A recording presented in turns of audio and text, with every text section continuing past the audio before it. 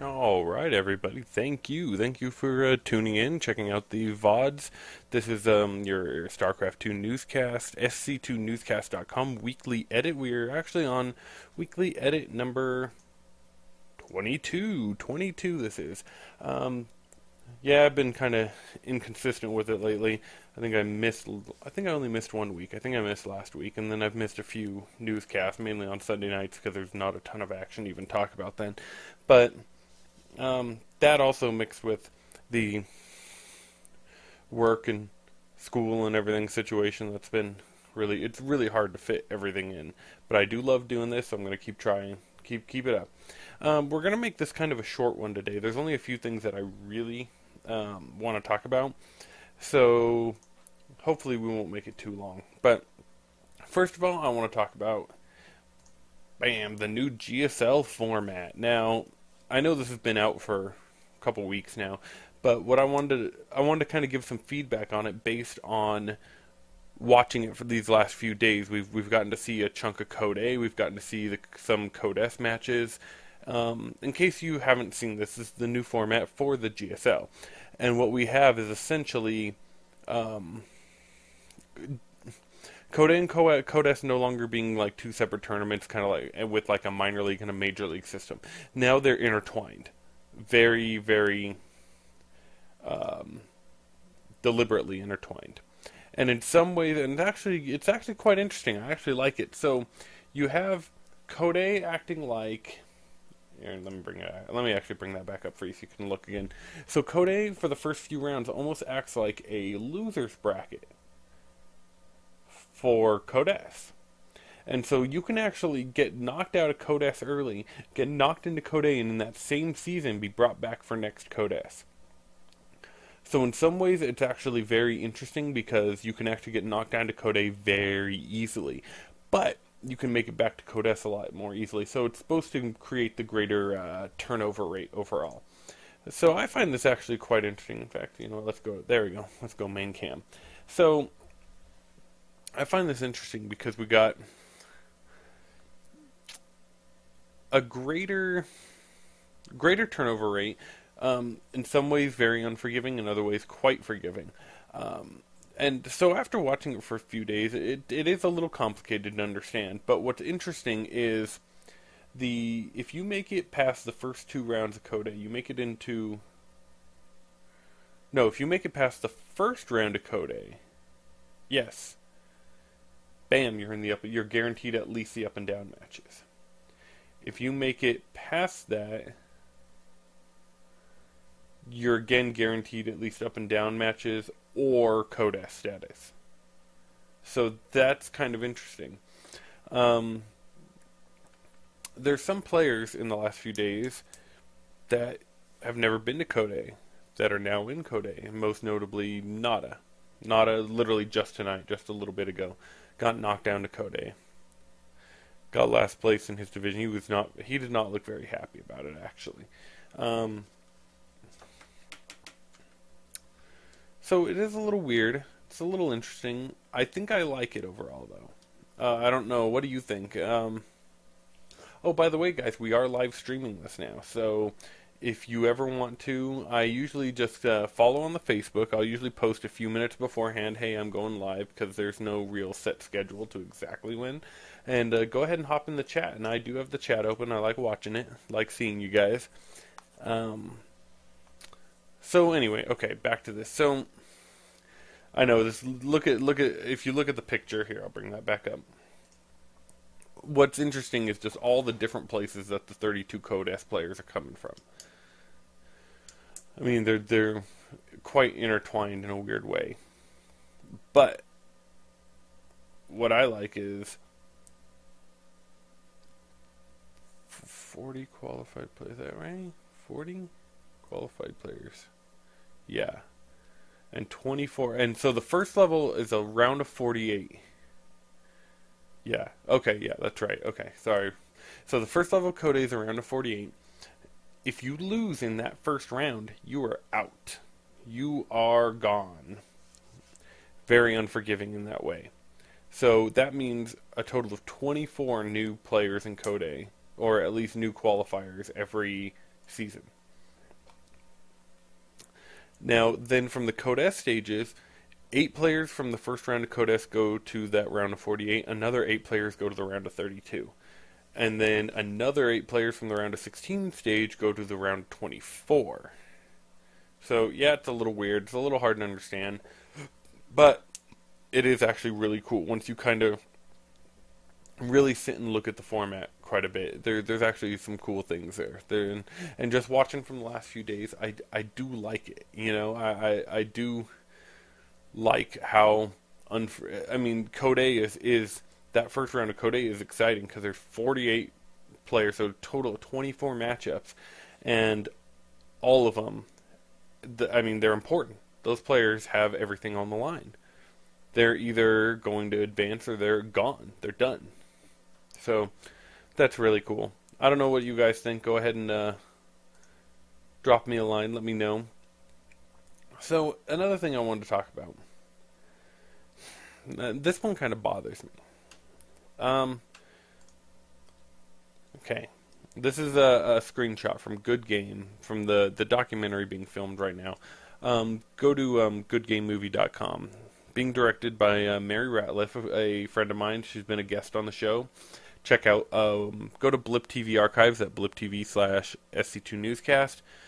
And episode 18, I believe it was, she was on the show talking about her film. So she was talking today. She posted a blog post. It was, I believe, yesterday. So she had a Kickstarter campaign to raise money for the film. She met her pledge goal. The charges all went in, and what happened was someone who I have to believe was just trying to be mean-spirited, pledged the max amount of $5,000, or the max pledge asking. That person probably set up a fake account, and she did not get that $5,000. Luckily, the good part is she still got pretty much. There was only 3 people. That was the only major contribution that is affected. But basically, it went from her expecting X amount of money to getting $5,000 less than what was expected to make this film. And it bothers me because this is almost guaranteed that it was done maliciously, or someone just trying. It was probably not necessarily malicious, someone trying to ruin her, but some kid, some fan, some whatever, just being a freaking a-hole, right? Being a troll. And that bothers me. But at the same token, she did do most of this promotion for the Kickstarter campaign and most of the talking on Reddit. And I don't know if you use Reddit, but I can't stand that freaking site. I don't know what you guys think of it, but I hate it. I can't understand what it's saying. I look at it and it's just a jumbled mess, and it's full of these freaking awful trolls. So I have to believe that this was a Redditor and not a TLer. That's just my belief. Don't know if it's true, but that's just maybe that's just the TL member in me coming out and being I don't know, what's the word I'm looking for? Kind of uptight. But the point is, so she posted this blog post saying, hey, we raised X amount of money, and that was only, she had asked for $10,000 to make this movie. And in case you haven't seen it, go to goodgamemovie.com. It's a documentary about evil geniuses. She's following basically a year in the life of the team Evil Geniuses. Okay, pretty interesting. So, and especially the Starcraft II division in particular. So, she asked for about $10,000. She said in her blog post that was about 1/3 or 1/4, I believe, of the total budget of the film. Let me see. Trying to see if I can find that quickly for you.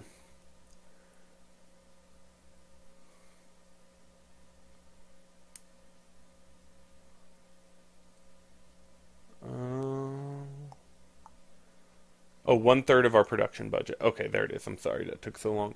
So she's estimating about a $30,000 budget. She's in fact put most of it so far on her credit card, right, to make this film. And then she starts this Kickstarter campaign. The community pledges, I believe it was somewhere around $13,000. Yeah. And basically, this one frickin' troll pledged 5,000 of that, and that turns out to be completely false. Luckily, she got pretty much everything else, so that's nice. I mean, I kicked up a good chunk of money to her. I'm a big supporter of community-driven projects, especially this community.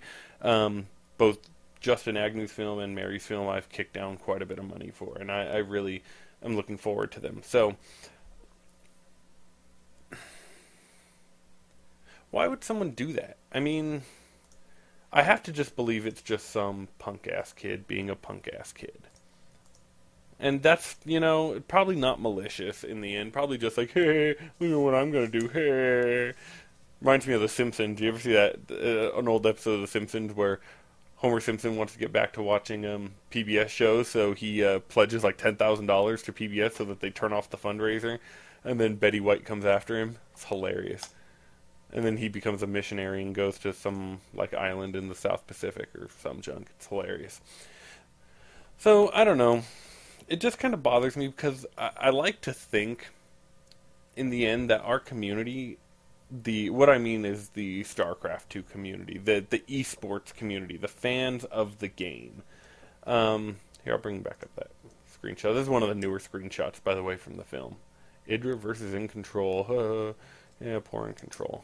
He actually won a game this week, by the way, in the NASL. He did lose the match 2-1, but he did win a game. That hasn't happened in a while. So, I want to believe that we're more mature than that. In the end, I've been around for a while. Yeah, I've only been really upfront in the community for about the past year, or been doing stuff, but I've been around. I was a beta tester for Brood War. I've been around StarCraft since I was a kid, since it came out. I bought Brood War the day it came out. Me and my friends were playing this game when there was, literally like 5,000 people on BattleNet or something. Not even that, right? And so I've been around the block a long time here, and especially with TL, right? I don't know how much you guys use TL, TeamLiquid.net, of course, but that's pretty much the only StarCraft site I use. I won't use that fucking Reddit. I hate that site, honestly. And actually, it's good to know, more and more people are getting frustrated with it and talking shit about it. I thought I was the only one. Everyone's like, oh, I like going on to Reddit and listen to... And now more and more people, like pillars of the community, are coming out saying how much they are getting pretty frustrated with it. But the thing is, because TL is TL, and it is the way it is, a lot of people don't like that. The fact that TL is rather heavy-handed in its moderation. They don't like that because they're like, oh, they're being assholes. No, you know what? They're forcing you to be responsible adults, is what they're doing. And since I live basically on TL, I'm not used to a lot of the trolling that still happens. And sometimes I'm like, fuck, aren't we past high school? Didn't we graduate? But then I have to remember that a lot of people, especially with the new game with SC2, are still in high school, and they are still just a bunch of punk ass kids. So, that's totally cool, and most of them get it, I think. But there's always going to be trolls, and it just bothers me because this woman, Mary Ratliff, is busting her heart and soul into this film, and people are just being dicks. I don't know. It kind of makes me think of, like, you go onto TL, you read some of these, like, blogs where these people pour their hearts out in these amazing life stories, or they put so much effort into a community project. Like, have you seen recently the BitTorrents that came up with all the um, all the old like NBC MSLs and whatnot, all the VODs from that in BitTorrent form. I mean, a group of guys just are getting together, a group of friends, and doing that, and putting this together for the community. And if someone just goes and takes a shit on them, that's... Come on, dude, they're doing absolutely nothing wrong. They're just trying to help us. Trying to help the game. And it's just, I don't know. I guess I've just been bitching long enough about that. I think I'm going to move on. I'm going to talk briefly. I haven't been following this story too much. It's pretty much news to me.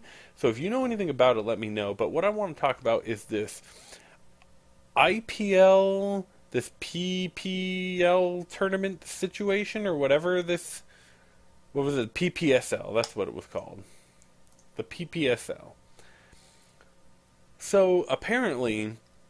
IPL hired these people on the down in wherever they are, Malaysia or somewhere. I don't remember where they are exactly, to hold an IPL qualifier, basically like I said, an IPL 4 qualifier, but like a big tournament down there with a bunch of people, including, you know what? Let me pull up a list of the Pacific qualifiers. They're calling it. Powered by the PPSL, which is like a Philippine Pro Starcraft II league. In her room. In her room. Go see mommy. That's my son getting up right now. Waking up. He always, if I'm in here on the computer, he comes in, where's mommy? I'm like, dude, she's in her room. Go get her. He's fun. Anyway, so let me bring up a screen cap for you on this. This is the Team Liquid thread. So we have it's put together by Team AZK in the Philippine Pro Starcraft II League, partnered with IGN to make a big SEA tournament that's an IPL qualifier. Okay. Here's the format, blah, blah, blah. Map pool, blah, blah. Now, prize pool. Now, this is one of the things of contention. The prize pool has been listed at one thing, and then they're telling people other things. And look at the players involved. Sen, Sase, Naniwa, Karn, Moon, Soccer, MC, Inca, Marine King, Czech, Fruit Dealer. I don't know who FXO Whale is. I don't know. Sickness, some of these AZK members. Pobes? I have no idea who that is. Cube Salt? Cube? I've never heard of them. But anyway, so a bunch of SEA teams, and mixed with, there's some Koreans in there. There's, of course, Naniwa, Sen. Okay. So anyway, they put this thing together. Apparently the stream was a complete friggin' mess. IPL sitting here, and they had to write this big apology, essentially. They screwed over teams for like flight information, and then they tried to put they tried to bring in other casters. They basically took all of IPL's money and they put on the shittiest broadcast they could, the lowest quality broadcast. Essentially, is what it sounds like to me, right? If you know more about it, let me know. If that's basically what I only saw a little bit of it on the first night. And I remember noticing that the stream quality was pretty much garbage. And then they put on like a Han tournament, which they had no idea they were going to do. But IPL has come out and said, we do not feel confident that the PPSL can present a watchable product. As such, we've taken away their streaming privileges from our channel. They may end up streaming on another channel, but it will not be through the IPL. We have been promised replays from the event, and we will be sorting through them. And so there was something too about replays. I don't even. Apparently, this is a gigantic, freaking clusterfuck, from what I'm to understand. It's just a huge mess. And I mean, IPL has said basically, hey, we provided them money to be affiliates for our tournament, to hold an IPL qualifier. We gave them a ton of money. And they basically broke their contracts, they screwed players over, they completely fucked the entire thing. And so they're basically like, yeah, screw them. We're not going to deal with that crap. And they came out and they said, we're sorry to the community. They said it was a complete mess. These people, we thought that they were trustworthy, and apparently they weren't. So that's really cool of them. I haven't seen, like I said, I haven't seen the whole deal. I haven't been privy to all the information. Let me see if I can find a little more on it just to get you guys. So Gus of the PPSL. This is apparently this guy Gus. Gus. Okay, let's see.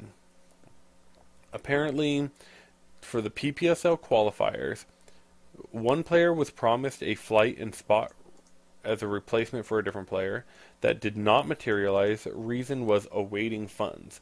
Also, in the contract, there was nothing that said that IGN would be paying for this flight, but they told them that they were. IPL states payments that all their payments were on schedule. Moonglade was asked to represent AZK and join AZK for 3 months in return for a spot and a flight, but he declined. AZK Sickness joins AZK recently and gets a free spot and flight without having to go through the qualifiers at all. Players from Filipino team Cube were denied flights. Both AZK players were given walkovers in Group E over other players who were from the Cube team.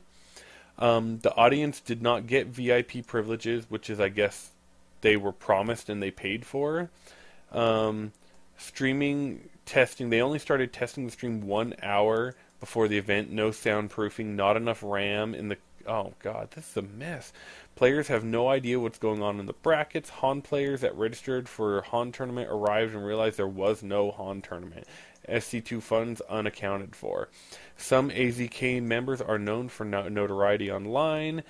Some of them are banned from BNet forums and SC2C after numerous counts of trolling and racism. Negative comments removed. There was a bunch of negative stuff on a Facebook page, apparently. This turned into just a bloody mess. I mean, this is horrible. And I mean, I appreciate IPL being like, hey, you know what? We fucked up. We trusted these guys, and they were complete ass jacks. So that's totally, I mean, that's cool of them, and I understand they're not going to know necessarily who to trust all the time, and it's really just too bad. It's crap like that that is ruining esports. You know, the like those like people like to post on the forums all the time. It is crap like that that is actually bad. It's when people put forward money. I mean, one, IPL just lost a ton of money on something that they thought would be good, which sucks for them, right? I mean, they're going to question their investments. And there's negative reports that are going to be going out about this that, of course, sheds negative light on us, the esports community, the people who love the game and love the tournament scene. And of course, it takes away from the professionalism. It takes away from the mainstream. You know, the mainstream gives them another reason to look down on us. So it's really too bad. This Gus, whoever from AZK, has been basically a complete joke. Gus Ledesma. Someone posted here in the forum, Gus Ledesma needs to be sent to esports court. Someone said, God, I wish that was a real thing. Yeah. Oh well. I think that's pretty much going to wrap it up. That was pretty much most of what I wanted to talk about today. Oh, and on a side note, this coming week I will be doing newscasts on Wednesday and Thursday, I think. But not the rest of the week. My wife and I are going on vacation. We are going for the weekend. Gonna go see some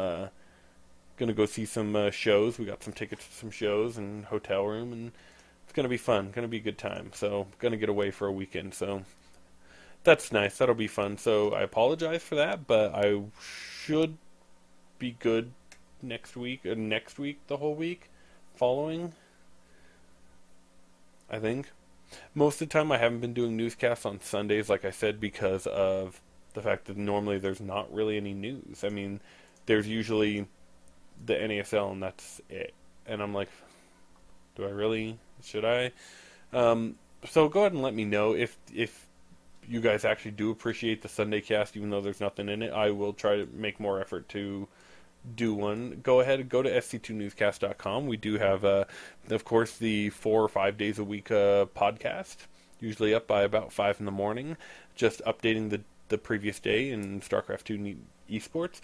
Go to you also, from that page, there's links on the side. Go to our Team Liquid thread, leave us some feedback, whatever you want. Go to our Facebook, like us on Facebook, please, and it's anything I post on Facebook gets connected to the Twitter, so either one of them, and you're pretty much getting everything. I rarely actually post on the Twitter myself. So that's about it. Thank you guys for tuning in. I'm going to go ahead and stop the stream. I'll probably, I need to check and see what's going on, since my son has been woke up a little bit ago, and so I probably won't be streaming anymore after this, at least not till later today. I'll probably stream some games and whatnot. So thanks, guys. You can check out the VODs at blip.tv/sc2newscast. The stream at Twitch TV/theAmazombie. That's me. So, alright, guys. Thank you guys a ton for tuning in. I appreciate it. We'll see you guys next time.